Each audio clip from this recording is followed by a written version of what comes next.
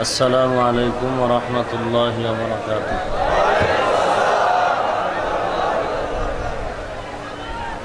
الحمد لله الذي جعل الشمس والقمر بحسبان والنجم والشجر يسجدان وفضل زمانا على زمان كما فضل مكانا على مكان وإنسانا على إنسان ونشهد أن لا إله إلا الله وحده لا شريك له ونشهد أن سيدنا وسندنا وحبيبنا وحبيب ربنا وطبيبنا وطبيب قلوبنا ومولانا محمدا عبده ورسوله صلى الله تعالى عليه وعلى آله وأصحابه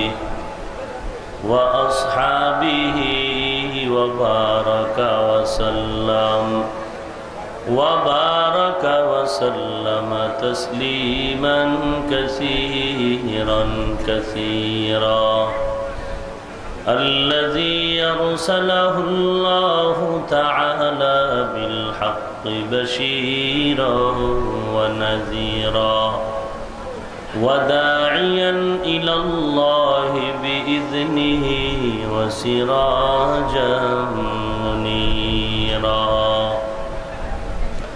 أما بعد فأعوذ بالله من الشيطان الرجيم بسم الله الرحمن الرحيم قل يا عبادي الذين أسرفوا على أنفسهم لا تقنطوا من رحمة الله إن الله يغفر الذنوب جميعا إنه هو الغفور الرحيم. وقال النبي صلى الله عليه وسلم كن في الدنيا كأنك غريب أو عابر سبيل أو كما قال النبي عليه الصلاة والسلام.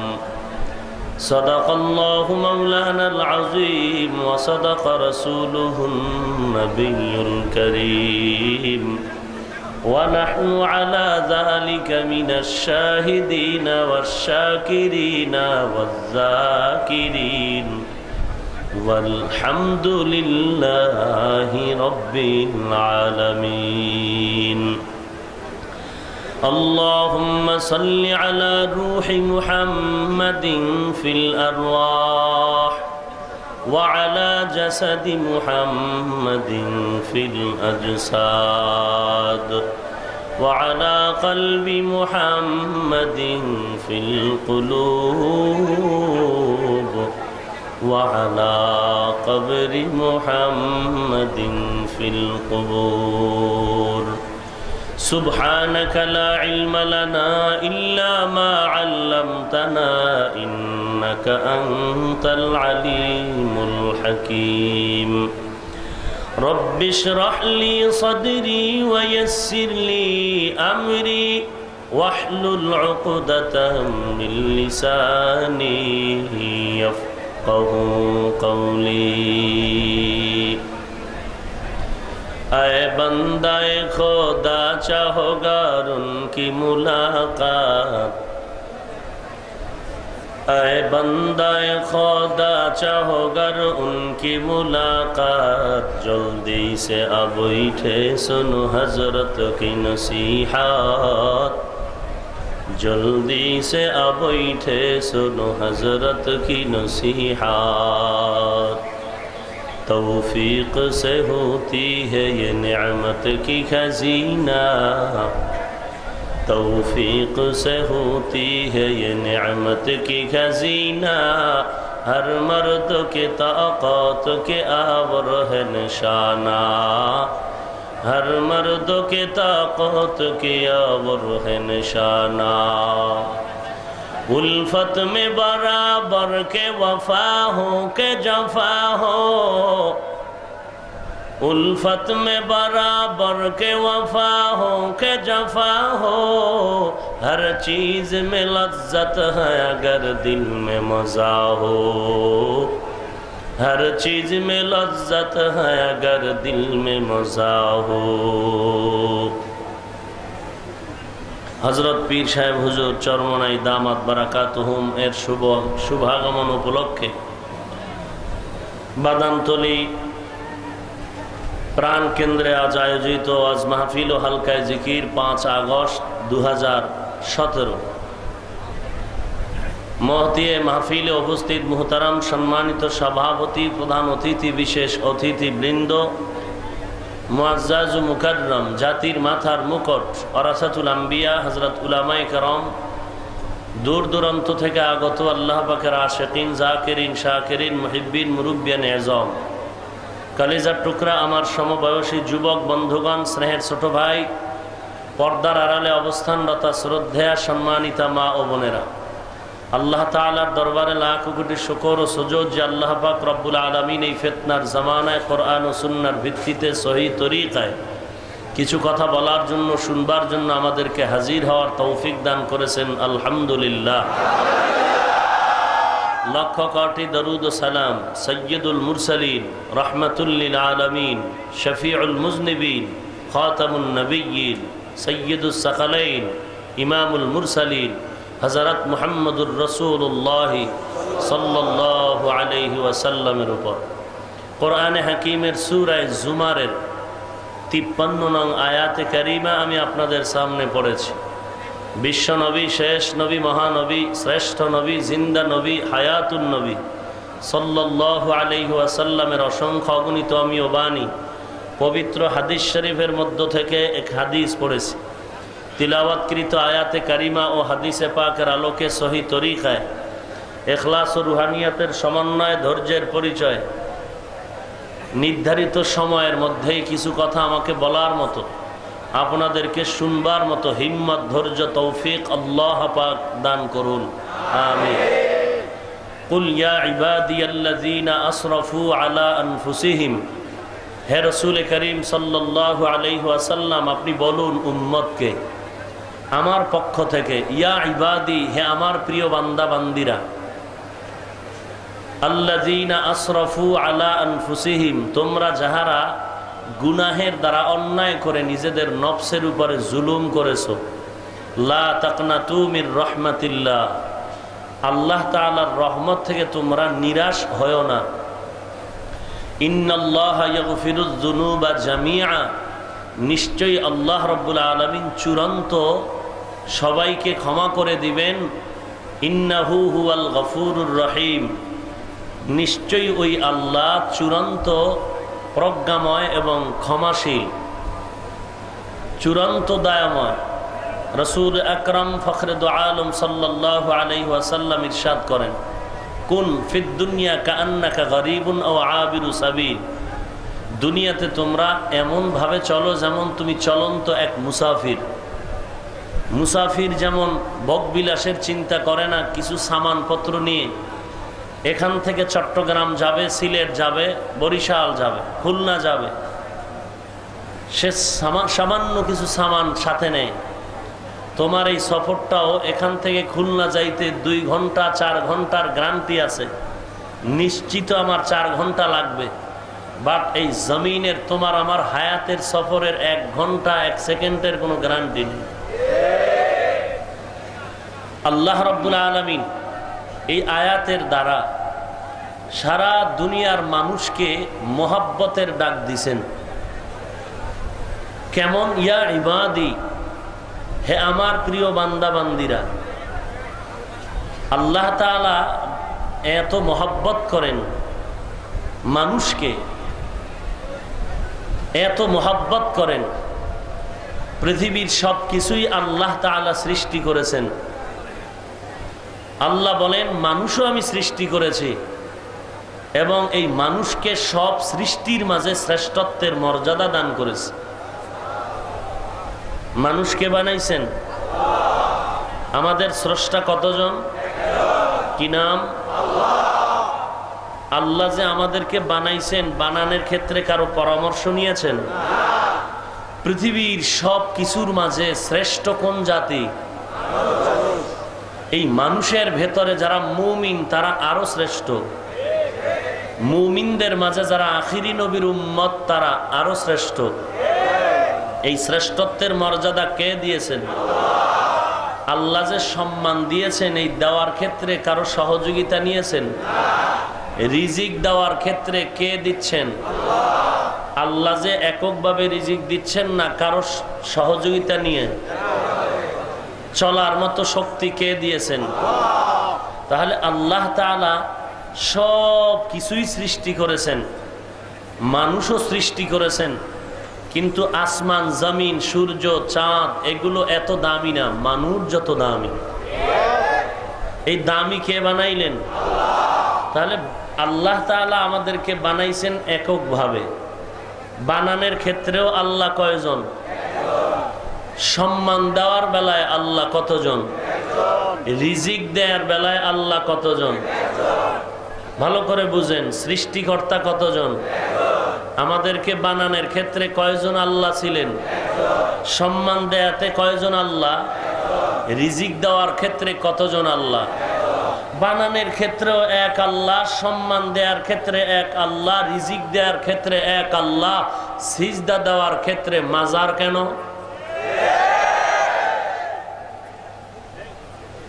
বানানোর ক্ষেত্রে এক আল্লাহ, রিজিক দেওয়ার বেলায় আল্লাহ একজন, সম্মান দেওয়ার বেলায় আল্লাহ একজন, সিজদার বেলায় পীরের পাও কেন, কবর কেন?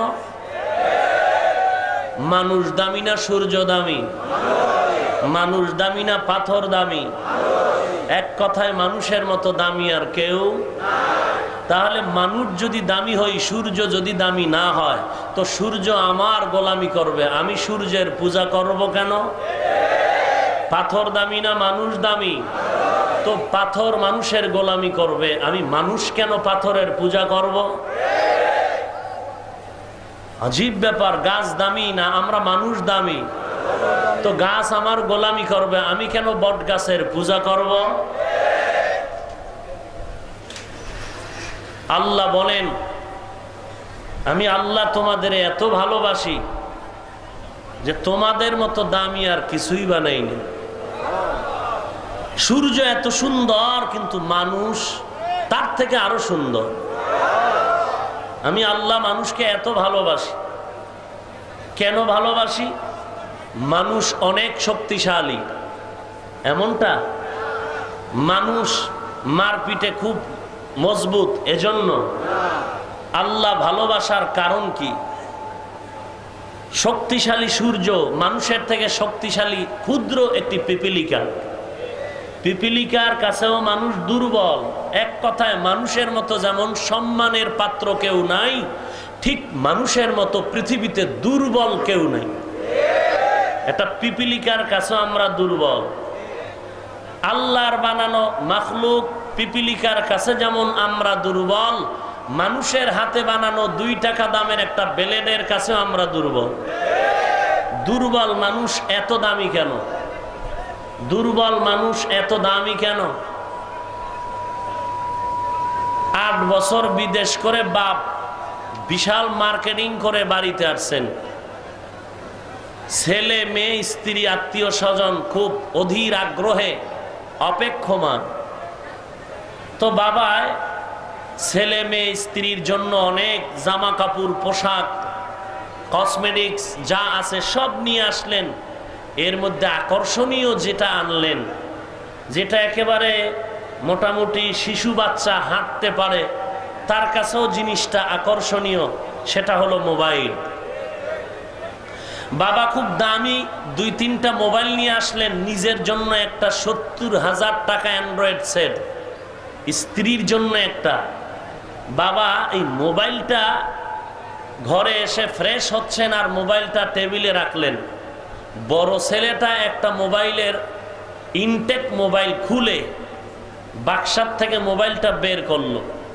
বাবা পেছনে তাকায় ধমক, এত বড় সাহস, তুমি মোবাইল সম্পর্কে কি জানো? এটা দামি মোবাইল, ধরলা কেন? সন্তানের 8 বছরের বিরহের বেদনা বাবার এক ধমকে কষ্টের পাহাড় হয়ে গেল। সন্তান রাগ করে অভিমান করে অন্য রুমে চুপচাপ বসে আছে। খুব খেয়াল করবেন।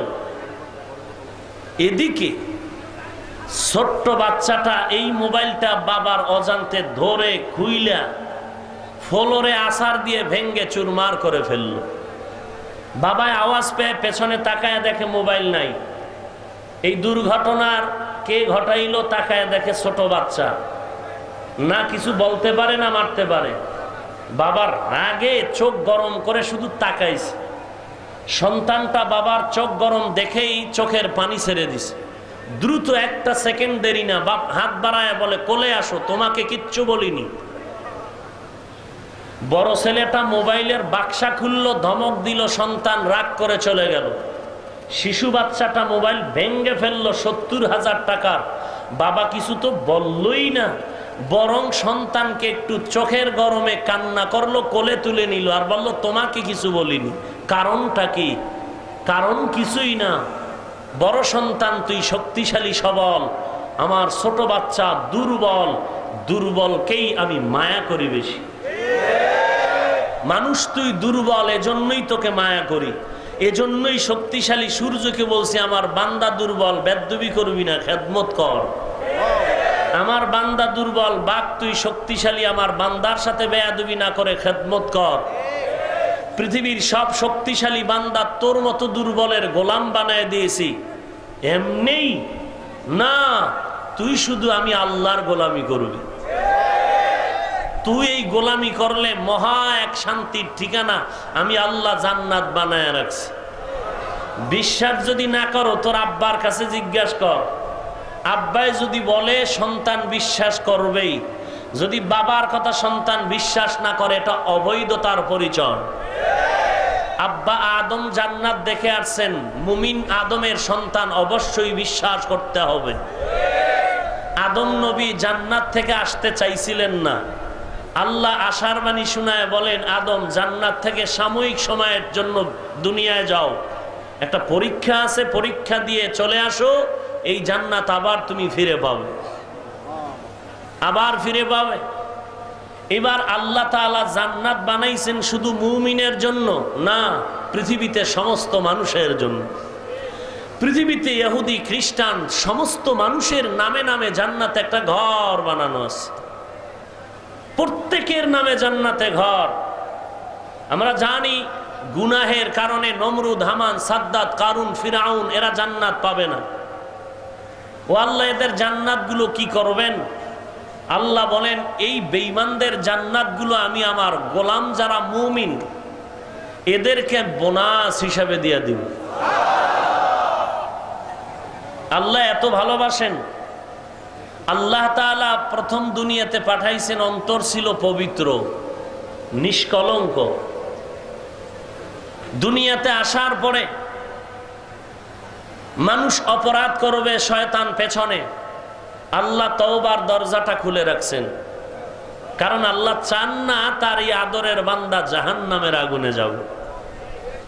ইয়া ইবাদিয়াল্লাযীনা আসরাফু আলা আনফুসিহিম লা তাকনাতু মির রাহমাতিল্লাহ ইন্নাল্লাহা ইয়াগফিরুয যুনুবা জামিআ ইন্নাহু হুয়াল গফুরুর রহিম।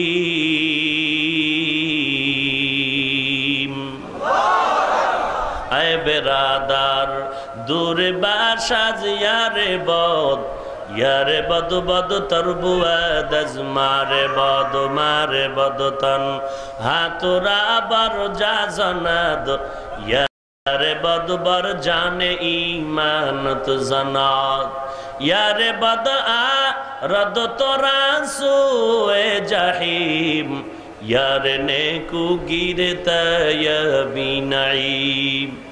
আল্লাহ বলেন না ইয়া আইয়ুহাল্লাযীনা আমানু, আল্লাহ ডাইরেক্ট বলেছেন ইয়া ইবাদি, হে আমার প্রিয় বান্দা। মা বাবার সন্তানের সাথে একটা পরিচয় আছে, একটা আসল আর একটা নকল।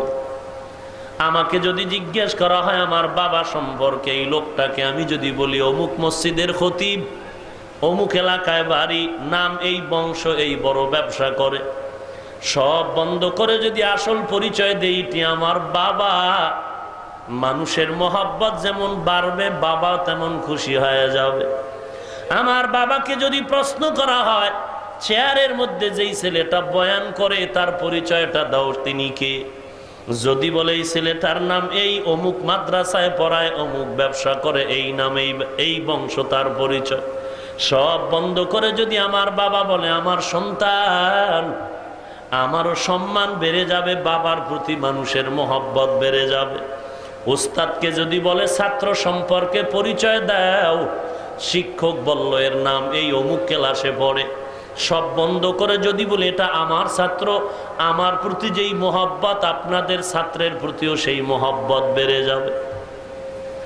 আমার উস্তাদ সম্পর্কেও যদি আমি বলি ইনি আমার উস্তাদ, আসল পরিচয়, মহব্বত বেড়ে যাবে। আল্লাহর পরিচয় কেমন? বলে আসমানের মালিক, জমিনের মালিক, পাহাড়ের মালিক, সব বন্ধ করে যদি বলি না তিনি আমার আল্লাহ, আল্লাহ বড় খুশি হয়ে যাবেন। আল্লাহ বান্দার পরিচয় দিতে গিয়ে যদি বলে আব্দুর রহমানের সন্তান আব্দুল করিম, এই বাড়ি থাকে, এই তার বংশ, সব বন্ধ করে যদি আল্লাহ কয়, কোনো পরিচয় লাগবে না, ডাইরেক্ট পরিচয়, এরা আমার বান্দা। আমার মন বলে জান্নাতে ঢুকতে কোনো টিকিট লাগবে না। ইয়া ইলাহি তু মেরা মাবুদ হ্যায়, या इलाही तू मेरा माशूक है, या इलाही मुझसे मुझको दूर कर, ताके देखो मुझ में तुझको एक नजर। अल्लाह ताला डाकलेन हे आमार बांदा। আল্লাহর বান্দা ধনীরা গরিবরা না, কথা বলেন। আল্লাহর বান্দা শুধু মুমিন, বেদিনরা না, সব আল্লাহর বান্দা। আল্লাহ বলেন আমি চাই না কেউ আমার হাতে গড়া বান্দাগুলো জাহান্নামের আগুনে জ্বলবে। আমি আল্লাহ চাই এই সুন্দর জান্নাত বানাইছি, ওই জান্নাতে আবার ফিরে আসবি। আমি আল্লাহ এমন একটা আওয়াজ দিয়ে তোকে ডাক দিলাম, চাই তুই মুসলমান হও, চাই তুই বেদিন হও, তোরা সব আমার বান্দা, আদম নবীর সন্তান। হিন্দু আমার ভাই, আদম নবী আমগো বাবা হিসাবে হিন্দুরাও আমাদের ভাই।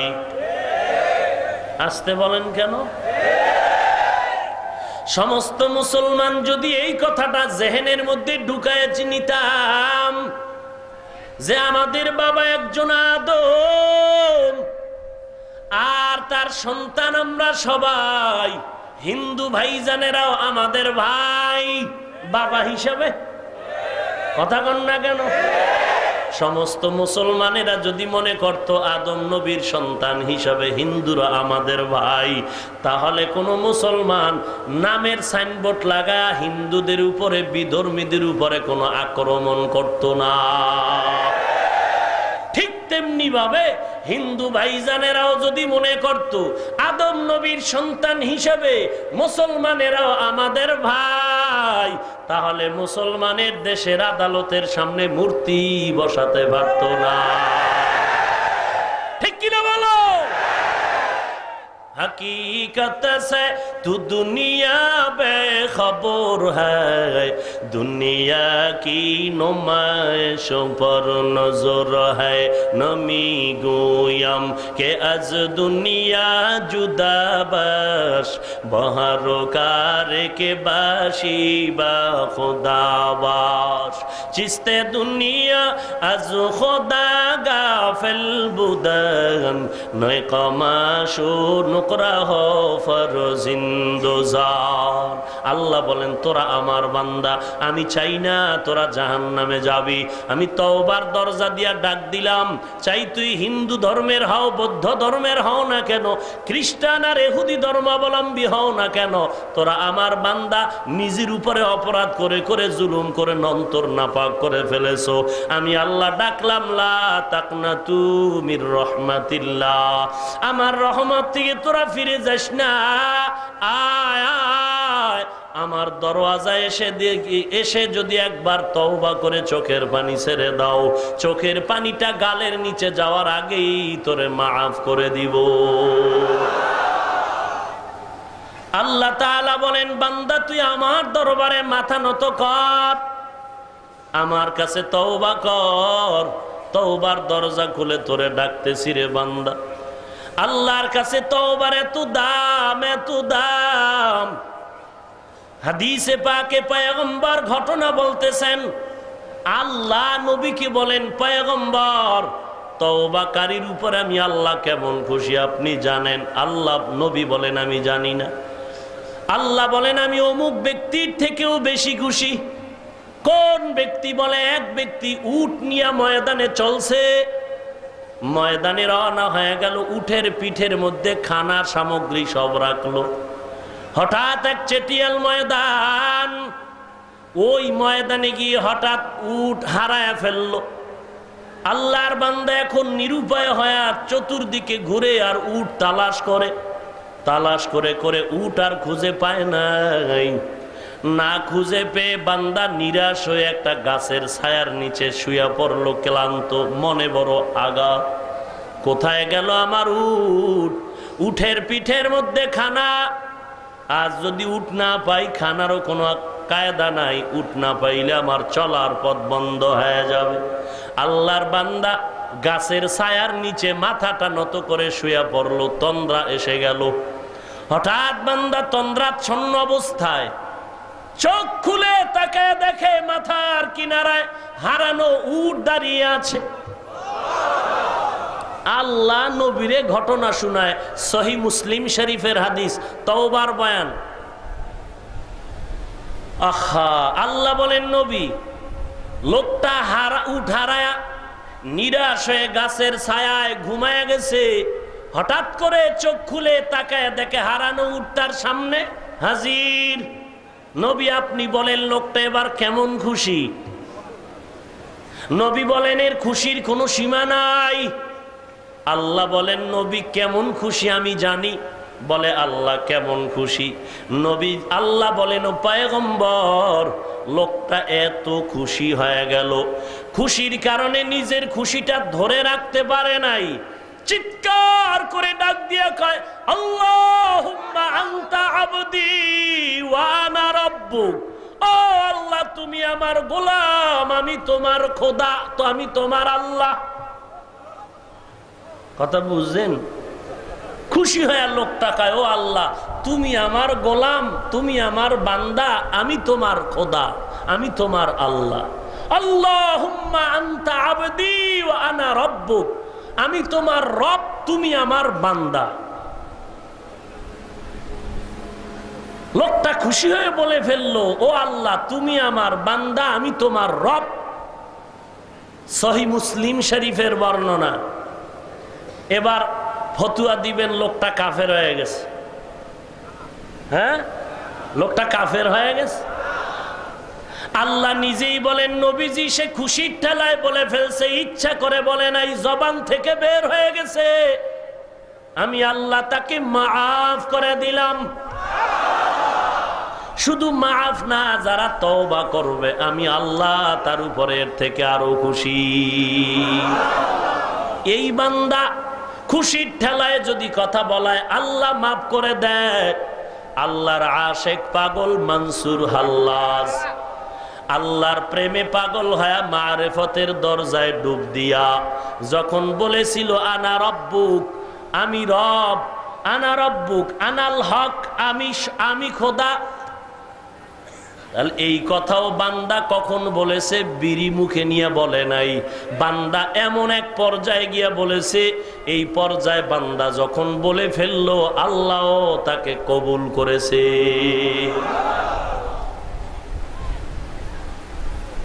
ভাইরা আমার, এই জন্য এগুলো বুঝতে হলে সিটিগুলার স্বর্ণ এক না, কালার, মান, দাম চিনবেন কি করে?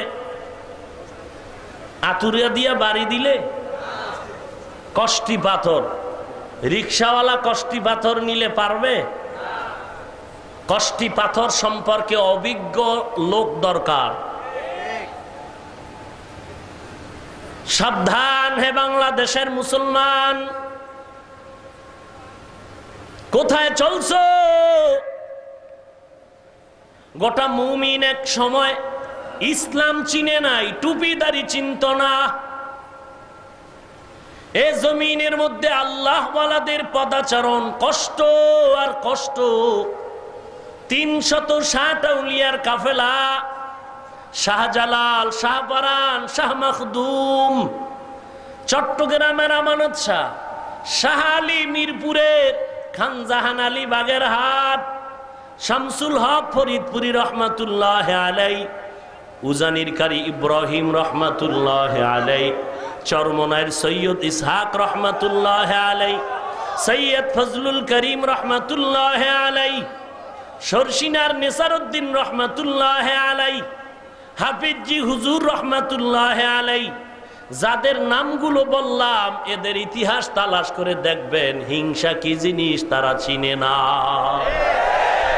আজ হিংসার বাজার বড় গরম, কারণ অন্তর নাপাক হয়ে গেছে। তওবা তো করি না, বরং তওবা না করে আরো অহংকারী করি, গর্ব করি। আমার মতো ভালো কেউ নাই, আমি বলবো তোমার মতো খারাপ আর কেউ নাই।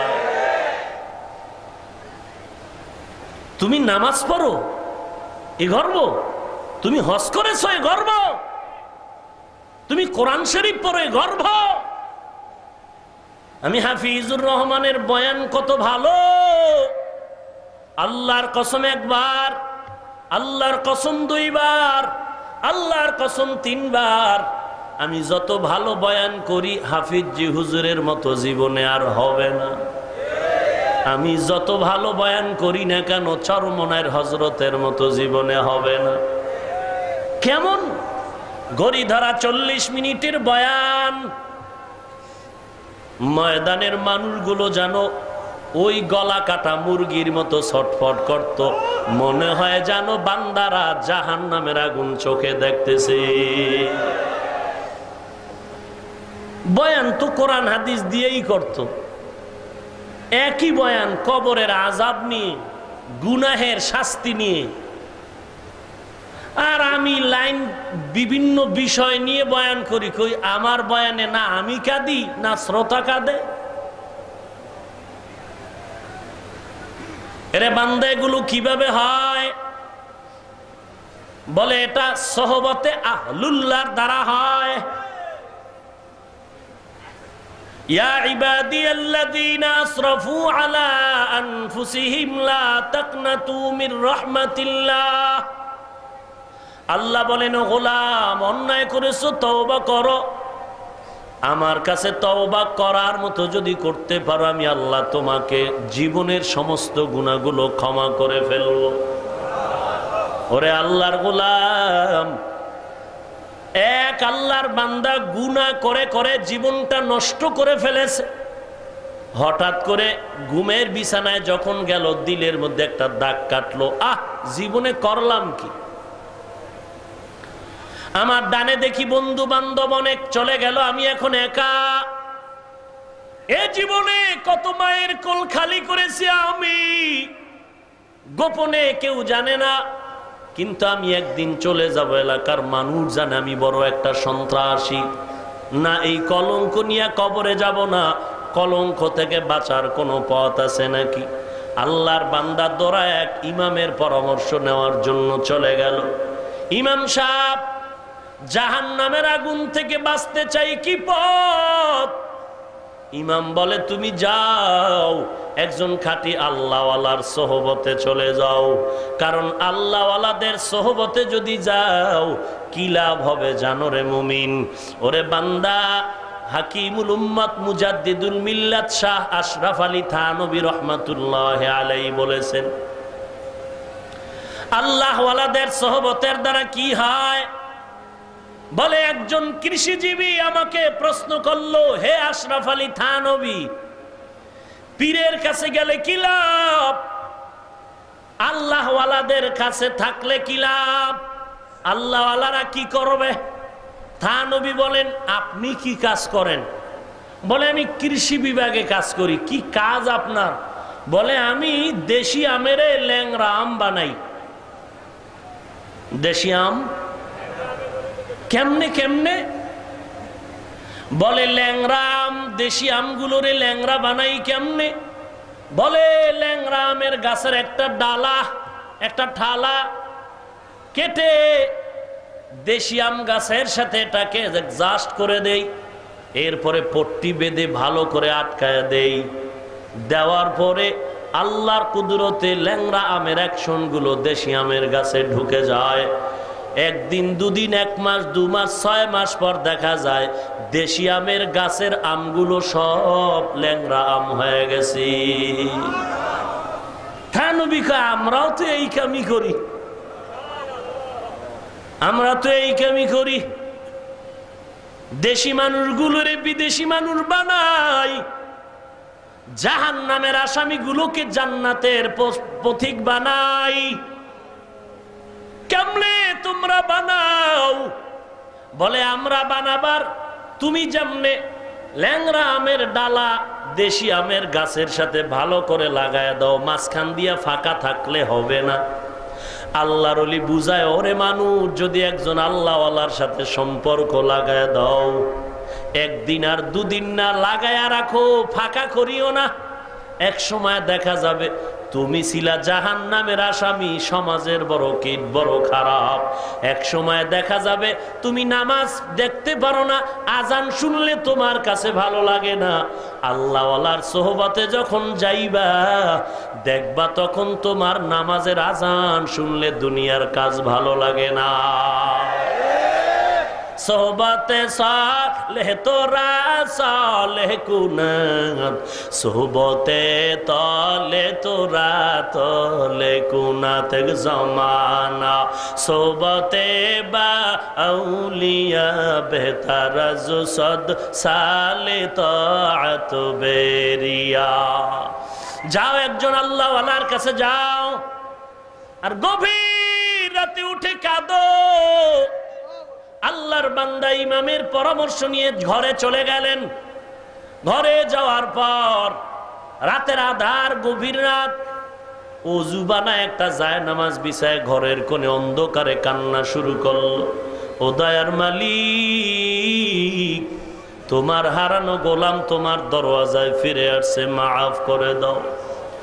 অঝোর দাঁড়ায় কান্নার আওয়াজ, কান্নার আওয়াজে ঘরেওয়ালাদের ঘুম নষ্ট হয়ে গেল। এমন কান্না শুরু করলো, হঠাৎ গায়েবী আওয়াজ, ওরে বুড়া আর কাঁদিস না, কান্না করে লাভ নাই, তুই এত অপরাধ করেছো, তোর নামটা এখন জাহান্নামীদের খাতায় লেখা হয়ে গেছে, আর কান্না করে লাভ নাই। আল্লাহর বান্দা কান্নার আওয়াজ আরো বাড়ায় দিল। হঠাৎ পেছন থেকে বিবি ডেকে বলে, ও স্বামী, আওয়াজ পেয়েছো? তোমার নাম নাকি জাহান্নামের খাতায় লেখা, কান্না করে কি লাভ?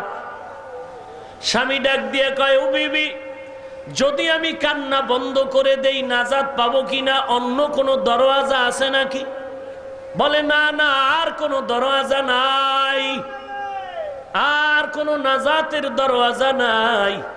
বলে তাহলে আমার আল্লাহ আমাকে ক্ষমা করেন আর না করেন, আমার দায়িত্ব কান্না করা, আমি কাঁদতেই থাকবো। আমার মাওলার দরবারে আমি কান্না করে করে ইন্তেকাল করব। এমন ভাবে আল্লাহর বান্দা আবার কান্না শুরু করলো। এক পর্যায়ে কান্না করতে করতে করতে করতে আবার নতুন করে আওয়াজ, বান্দা তুই আর কাঁদবি না, তোর এখন জাহান্নামের খাতার থেকে নাম কেটে জান্নাতি খাতায় নাম লেখা হয়ে গেল।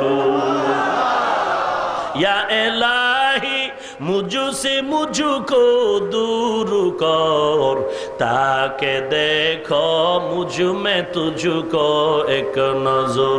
या इलाही तू मेरा माबूद है, या इलाही तू मेरा माशूक है, या इलाही तू मेरा सत्तार है, या इलाही तू मेरा गफ्फार है।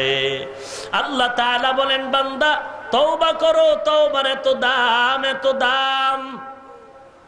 অন্যায় করেছো, অন্যায় করা অত বড় পাপ না, অত বড় খারাপ না, তওবা না করা যত খারাপ। আরে আল্লাহর গোলাম, অন্যায় করে ফেলেছি, চোখ দুটো বন্ধ করলে আমি আমার দিয়ে তাকাই। যেই জিহ্বা দিয়ে আজকে আপনাদের সামনে বয়ান করতেছি, আল্লাহর কসম চোখ বন্ধ করে যদি জিহ্বার দিকে হিসাব নেওয়া শুরু করি, মনে হয় জানো গুনার কারণে আমার জিহ্বা বড় নাপাক হয়ে আছে। ওরে আল্লাহর গোলাম, আমার হাত নাপাক, প্রত্যেকটা আঙ্গুল হিসাব করলে গুনার কোনো সীমা নাই। আল্লাহ বলেন বান্দা পাহাড় পরিমাণও যদি গুনাহ করো, তওবা করতে দেরি হবে, ক্ষমা করতে দেরি হবে না। বান্দা তুই ডাকার মতো ডাক, যারা ডেকেছেন তো তারা পেয়েছেন, তুই ডাকো, ডাকার মতো ডাকো। وَإِذَا سَأَلَكَ عِبَادِي عَنِّي فَإِنِّي قَرِيبٌ أُجِيبُ دَعْوَةَ الدَّاعِ إِذَا دَعَانِ فَلْيَسْتَجِيبُوا لِي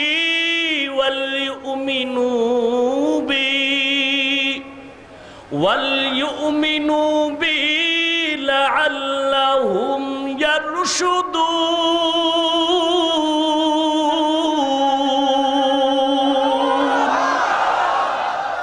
कलाम जिंदा कुरान हकीम हिकमते उला यज़लस्तो कदीम।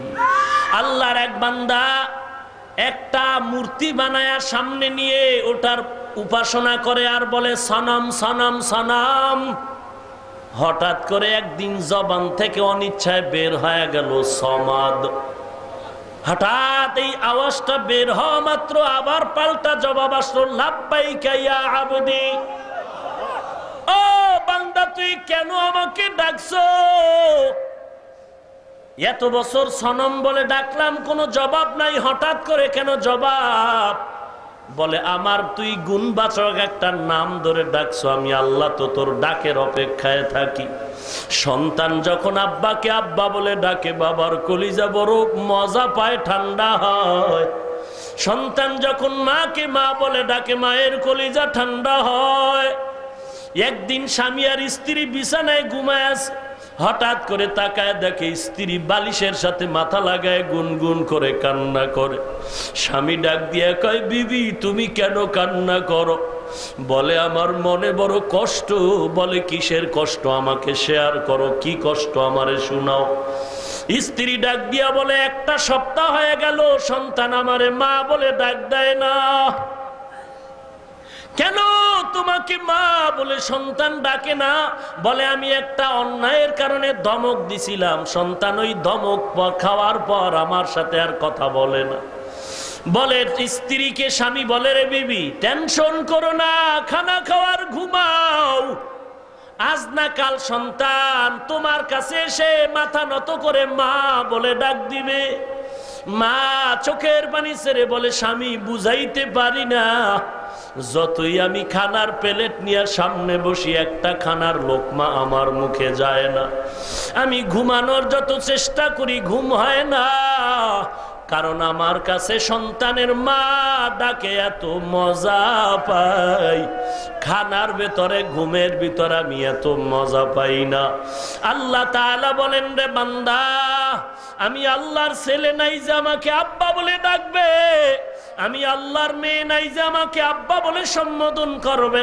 আমি আল্লাহ লা শারীকা লাহু, আমার কোনো শরীক নাই, আমি ওয়াহদাহু, আমি এক। আমি আল্লাহ বড় আদর করে তোদের মতো বান্দা বান্দিরে বানাইছি। তুই তোর আব্বাকে ডাকো বাধা নাই, তোর মাকে ডাকো বাধা নাই, তুই ব্যবসা করো বাধা নাই, ঘুমাও বাধা নাই। তবে মাঝে মাঝে তুই আল্লাহর যেই নিয়ামতগুলো ভোগ করতেছো, আল্লাহর দেয়া পানি, আল্লাহর দেয়া মাছ, আল্লাহর দেয়া গাছ, আল্লাহর দেয়া বাতাস, এগুলো ভোগ করে মাঝে মাঝে যদি একবার আল্লাহ বলে জিহ্বাটা নাড়ায় ডাক দিতি, আমি আল্লাহ তোর সাথে ওয়াদা করলাম তোর খানার কোনো হিসাব নিব না। এরে আল্লাহর গোলাম, তওবার দরজায় ফিরে যাও। আজকে আপনি নামাজ পড়েছেন, রোজা রেখেছেন, টুপি পরেছেন, পাগড়ি পরেছেন, পীরের দরবারে গেলেন, তাবলিগে গেলেন, এমন একজন নামাজি বান্দা কি দাঁড়ায় বুকে হাত দিয়া বলতে পারবেন আপনার নামাজ, হজ, আপনার জিকির কবুল হয়েছে? গ্যারান্টি? তাহলে আপনি কেন অহংকারী করেন? আমার নামাজ, আমি নামাজি, আমি জাকিরিন, আমি মুজাহিদ, আমি তাবলিগওয়ালা, আমি 3 চিল্লা লাগাইলাম, এর অহংকারী করার মানেটা কি? আপনার কাছে কবুলিয়তের তো কোনো গ্যারান্টি নাই। বরং যদি আপনি নিজের মধ্যে আমি ভাব নিয়ে বলেন, সওয়াব যদি হইয়াও থাকে, ভাবের কারণে সওয়াব কাটা যাবে। টের পাইছেন কিছু? ভাবের কারণে সওয়াব কাটা।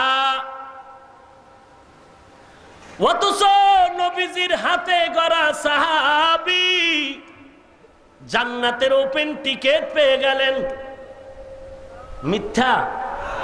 কয়জন? 1 নম্বরে কে? 2 নম্বরে? 3 নম্বর? 4? বাংলায় সাহাবায়ে কেরামের ইতিহাসের কিতাব আছে, হেকায়াতে সাহাবা, এগুলো পড়েন যে আবু বকর সিদ্দিক রাদিয়াল্লাহু তাআলা আনহুর কোন আল্লাহর পক্ষ থেকে নবীর মাধ্যমে জান্নাতের টিকিট পাইলেন।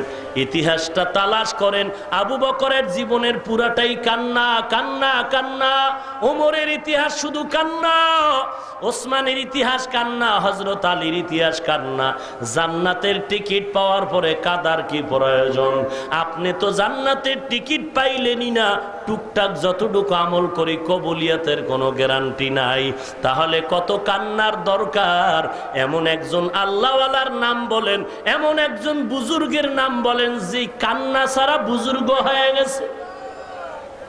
আপনারা ঘুমান, আল্লাহওয়ালারা ঘুমায় না।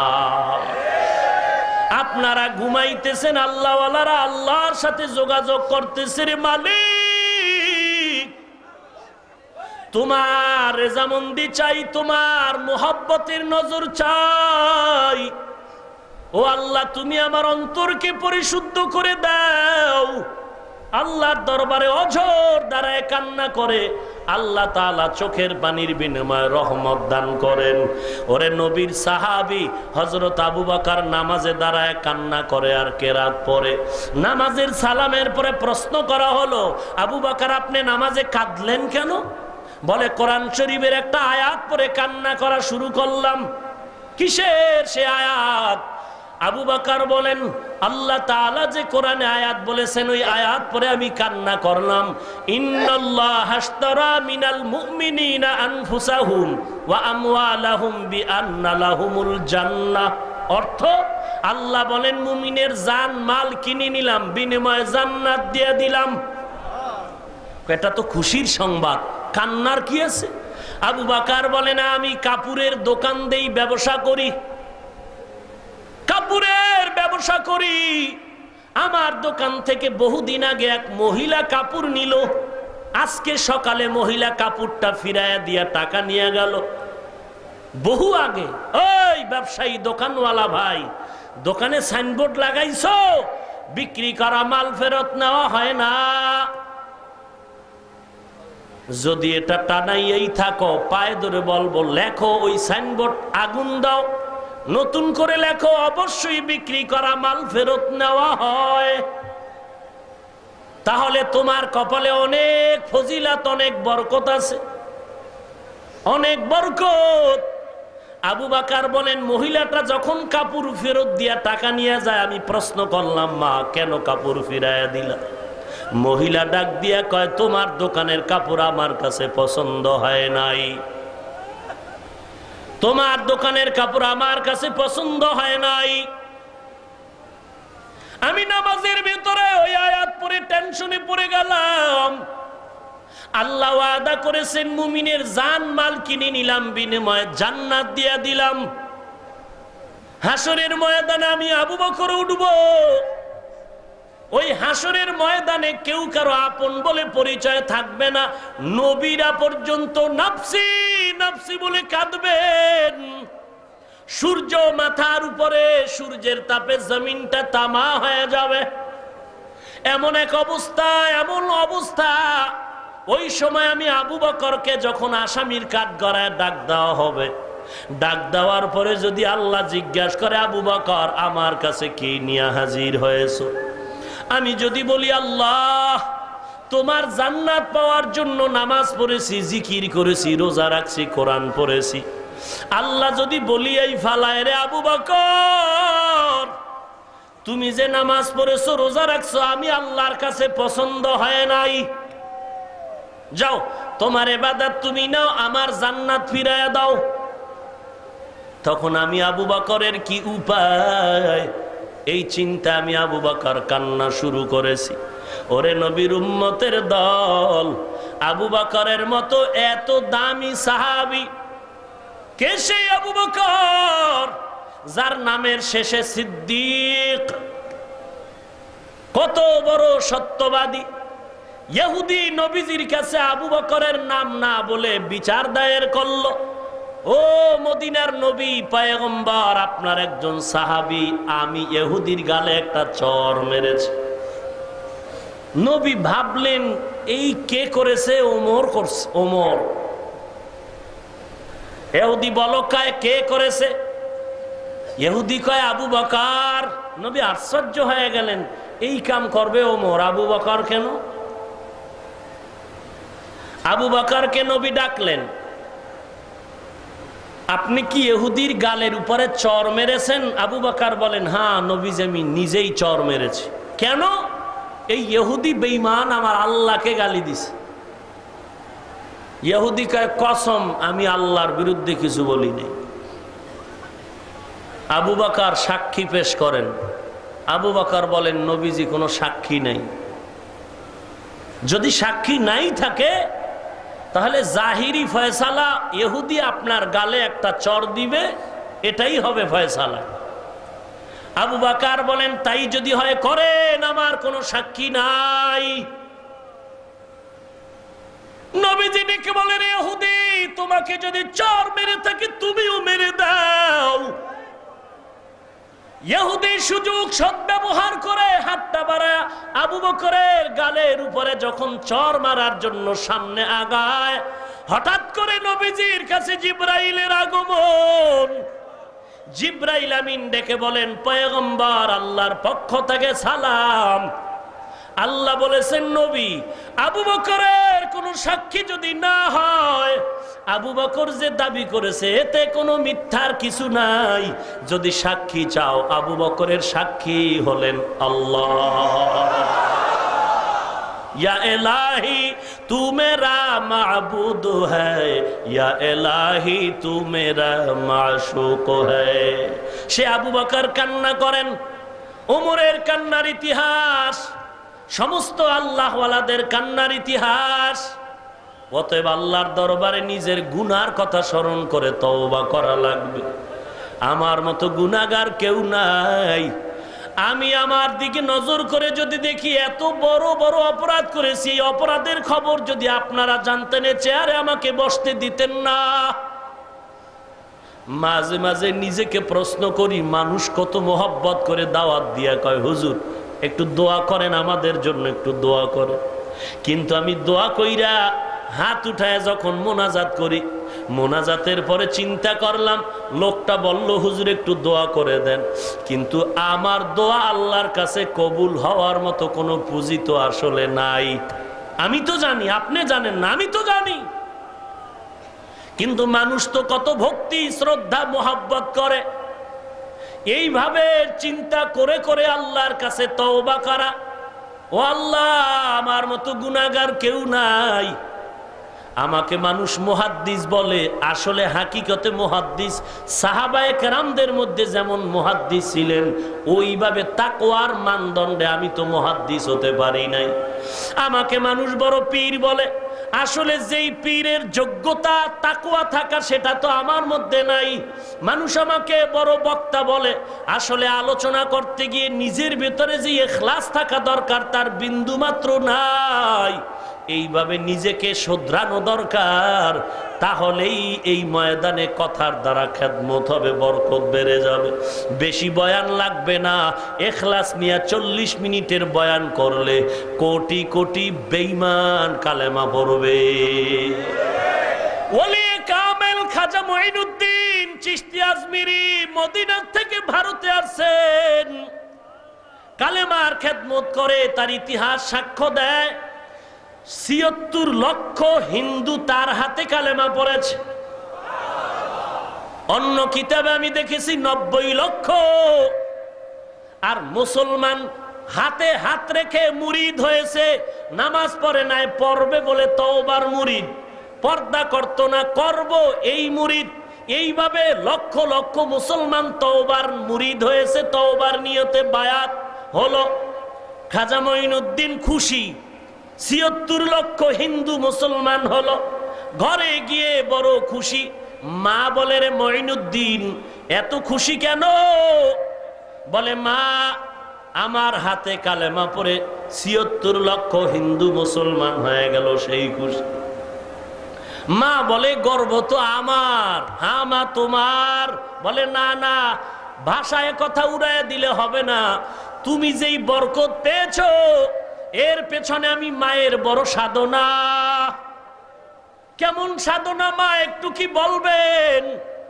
মঈনুদ্দিন চিশতি আজমিরির আম্মাজান বলেন, ও খাজা মঈনুদ্দিন, আমি মা তোকে গর্ভ ধারণ করা অবস্থায় কোনো গুনাহের কাজ করিনি। দুনিয়াতে আসার পর তোরে আমার বুকের দুগ্ধ পান করাইছি। আমি মা জীবনে তোর মুখে বিনা অজুতে একটা ফোঁটা দুধও তোর মুখে দেই না। আমি তোর মুখে একটা ফোঁটা দুধ বিনা অজুতে দেই নাই রে মঈনুদ্দিন। আর রাতের আধারে উঠে কেঁদেছি, গর্ভে নিয়ে কাঁদছি, রে আল্লাহ আমার গর্বের সন্তান তুমি একজন জগৎ বিখ্যাত কুতুবুল আলম বানায় দাও। ও মুসলমান, ও যুবক, আমি হাফিজুর রহমানও একটা মায়ের সন্তান, তুমিও কোনো না কোনো মায়ের সন্তান। ওরে আল্লাহর বান্দা, ও বাবাজিরা, আমার বাবাও বাবা, তুমিও সন্তানের বাবা। মনটা কি চায় না একজন আলেমের মা বাবা হয়ে কবরে যাইবা? আল্লাহর কাছে কান্না করো, মালিক এমন সন্তানের মা বাবা বানায় দাও, মরণের পরে যেন সন্তান জানাজার ইমাম হতে পারে। দুনিয়াটা কিছুই না রে যুবক। আমি বলি না তুমি স্কুল ছেড়ে মাদ্রাসায় যাও, আমি বলি না তুমি ব্যবসা চাকরি ছেড়ে পাগড়ি বেঁধে বড় সুফি সাহেব হয়ে যাও। স্কুলে পড়ো, কলেজে পড়ো, ভার্সিটিতে পড়ো, ব্যবসা করো, চাকরি করো, তোমার কাছে একটাই অনুরোধ হলো, সুন্নতের মালাটা তোমার শরীরে ঢুকায় দাও। আমার মতো না, তোমার মতো লক্ষ লক্ষ যুবক স্কুলে পড়ে, কলেজে পড়ে, দাড়িওয়ালা নামাজি নাই। তুমি কেন পারবা না? মনের প্রশ্ন করো, কতদিন আর বাহাদুরি করবা? তোমার মতো যুবক RAB, army, police, BDR, doctor, professor, দাড়িওয়ালা নাই? তুমি কেন পারবা না রে বাবা? ফাইনাল জবাব, তোমার কপালে বুঝি হেদায়েত নাই। এখনো সময় আছে, তওবা করে নাও, আল্লাহর কাছে কান্না করো, আল্লাহ তুমি আমাকে মাফ করে দাও। আল্লাহর কাছে কান্না করতে করতে একবার কান্না আসে না, তাও আল্লাহকে বলো। আরে ডাক্তারের কাছে রোগের কথা তো বলতে হবে যে আল্লাহ আমার কান্না আসে না, কান্নার তৌফিক দাও।